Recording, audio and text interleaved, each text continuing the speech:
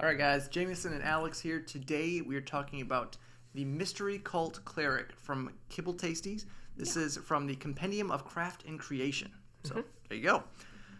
If you're new to the channel or the series, what we're going to do is go through all the abilities gained in the subclass. We're going to rate the roleplay, combat, and synergy based on the abilities gained in the subclass, how they improve on the base class abilities. That's right. Don't forget to like, comment, and subscribe to be entered in our D&D Beyond Sourcebook Bundle giveaway. Or other giveaway of choice.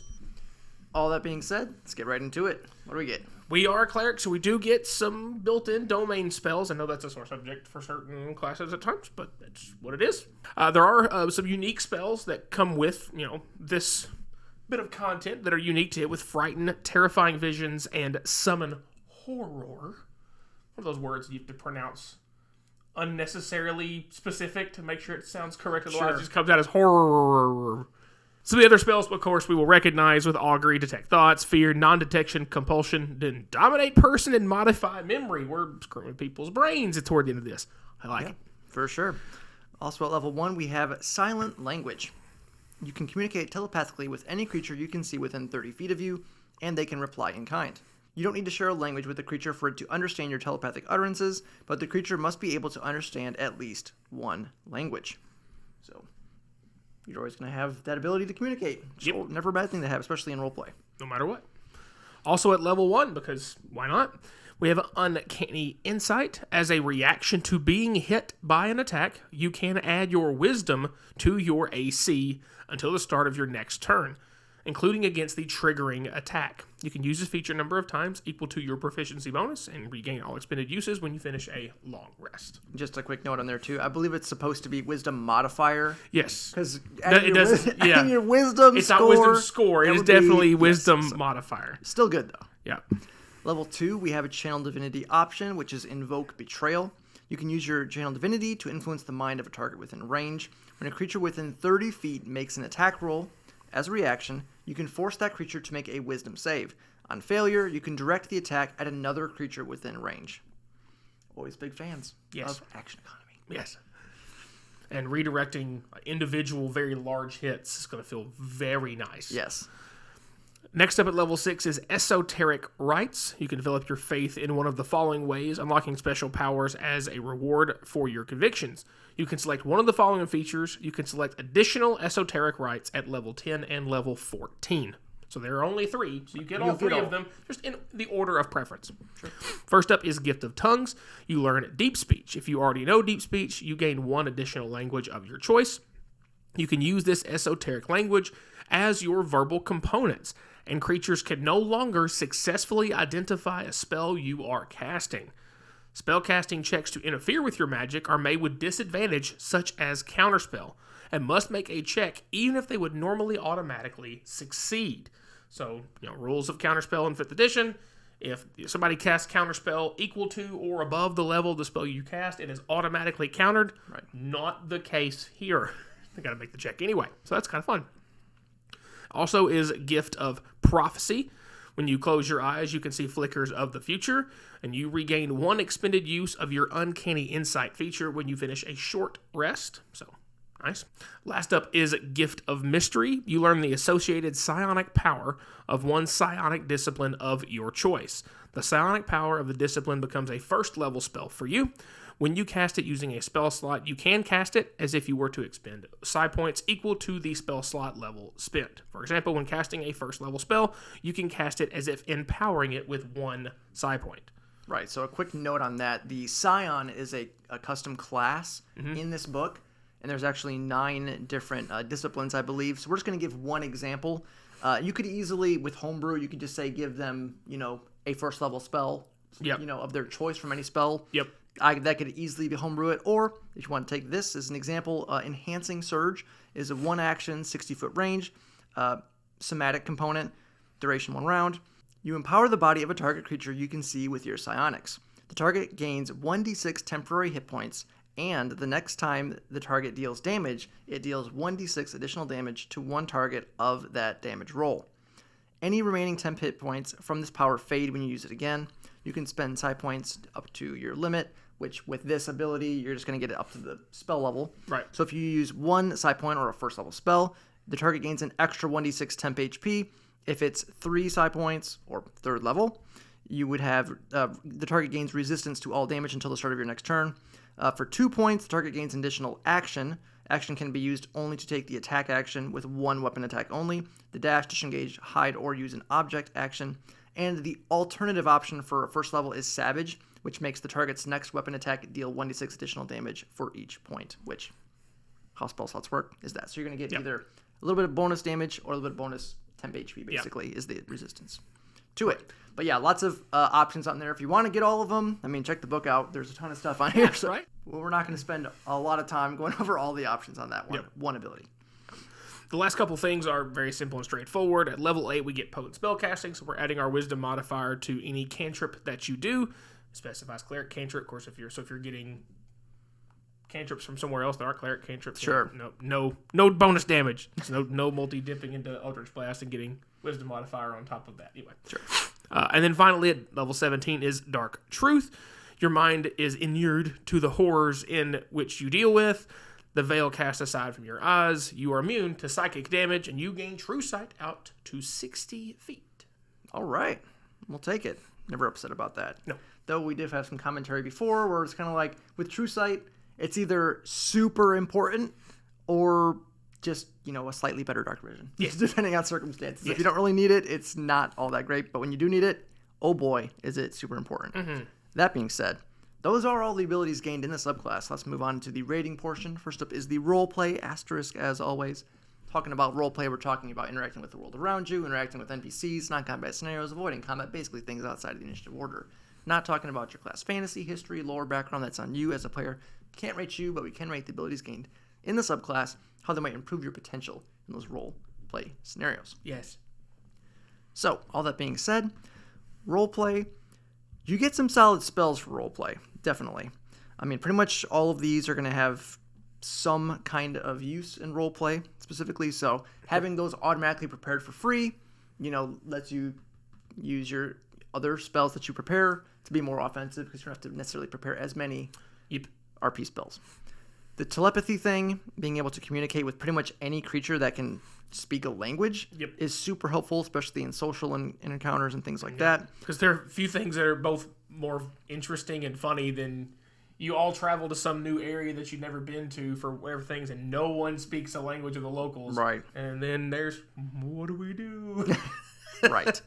So, never going to be upset about having that. The anti-counterspell thing is super niche. It could pop up in roleplay, but probably won't. No. But you also get with that, deep speech, so an extra language, which is nice.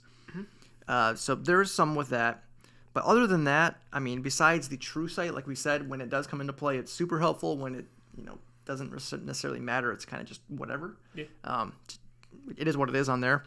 We went with a 3.5 out of 5 for the roleplay, just because though you do get some solid things, a lot of them fall more on the niche circumstance. They're not going to be things you're using all the time, but when they do come up, they'll be pretty nice to have. Right. With the combat side of things, again, there's a lot of interesting options for here, and I like when early level stuff you get, which is good early, also scales with you and becomes useful in later things. I think a lot of both classes and subclasses give you stuff that feels really good early, but when you get to level 17, 18, that first level ability just is like, dang, okay. It doesn't really help you all that much. But I think both with whether it's official stuff or homebrew stuff, things are getting a lot better about making them scale with you, and this is definitely the case here. Your, of course, spell list, you get some things like, augury and detect thoughts, which will maybe help you gather information for combat or use more in RP. But then, of course, the number one thing just screams at me with Dominate Person, because there's not a more powerful, crowd control spell, in my opinion. The Uncanny Insight feature, letting you, basically giving you shield, but as it will be eventually. Yeah, eventually it's going to be shield. Other good thing about that is, too, it does not use a spell slot. Like Correct. Shield does. I will make a side note on that, though, is you don't have heavy armor proficiency. So that is something to keep in mind, because if you had heavy armor plus this, your AC is going to be massive. But you don't get proficiency with heavy armor. Just mediums. You still definitely get mediums. You're not going to be upset about it. Yeah. So if you Wizards aren't upset about it, and they have no armor. So. Right. Exactly. So but you tend to be more in the fray than wizards are. More HP and more armor class in general. So that's the thing. The Channel Divinity Invoke Betrayal is maybe one of my favorite Channel Divinities that's out there. Because it is a wisdom saving throw, which is common for clerics to attack. It's not the best. It's not the worst. It's it's an okay saving throw to attack for most things. But again, like Jameson said with the dominate stuff, you're not just like removing it. It's not like shield. It's not your uncanny insight ability that just making stuff not hit you, potentially goes somewhere else. And heaven forbid, it's some big giant creature who's coming to swing at you. And he's like, oh, that's a 40, 10 plus 12 attack. And it's like, that's going to hurt. I'd rather not. Just take it somewhere else. And the fact that it may seem a little bit redundant that you get 2 reaction-based abilities.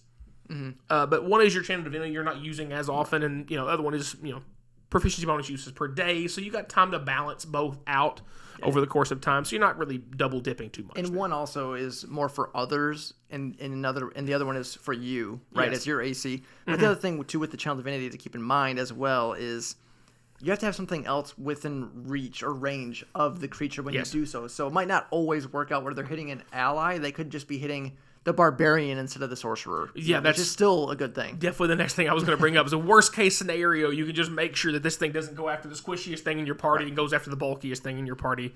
Your esoteric rites, I find it fascinating that it's not just pick one of the 3 and then pick one of these 3s. Like, it gives you 3. You're going to get all of them. You just pick the order in which you get them, which is kind of fun. I don't think I've seen a subclass do that exactly that we've done before. But again, the ability to get around counter spells and stuff, not recognizing what you're casting on them in general, is going to be dependent on how often you see spellcasters. Right. But there is nothing more painful as a full caster than having your spell either be countered or just miss because you rolled low on a spell attack, or they happen to save, or even worse, legendary resistances. And the Gift of Mystery thing, because it's a psionic discipline, which is unique to this book, there are plenty of choices, both combat and RP available. That's all we can really cover with that. Gift of Prophecy giving you an extra use of that uncanny insight, so 4 uses to shield yourself. Not necessarily exciting, but effective. And the last 2 things, potent spellcasting, damage to your cantrips, again, not exciting, but very useful. And then immune to psychic damage is one of those. It's a very uncommon spell damage, but it's usually rarely resisted. Right. So it's going to feel good if you happen to come across stuff that casts psychic damaging spells, and you're just be like, no. Come on, you can hug me all you want to, but I'm not scared of your psychic damage. And then, like Jameson said before, True Sight, if it becomes useful, it feels so good. But most of the time, it's not going to be that useful. It is what it is. All of that being covered, and I talked way too much for how simple this is. We did give it a 4 out of a possible 5. It does help you do what you do better with more damage, a damage resistance, getting around counter spells, giving you some extra survivability both for you and your party, and a good, reliable, like I said, early use abilities that scale with you both in protecting yourself and your friends. Right. I think, too, kind of just switching over to the synergy side of things, one thing that is really nice is the focus on wisdom, especially with like the uncanny insight. You're already going to be building wisdom. To get that extra bonus is great. You get a good mix of spells for different kinds of circumstances. The Channel Divinity is great party utility. It's very solid. And again, you get decent usage with it, with the Gift of Mystery as well. Depending on how you do it or which one you take, if you have access to all of them, could definitely come into play and give you more extra utility that you otherwise wouldn't have.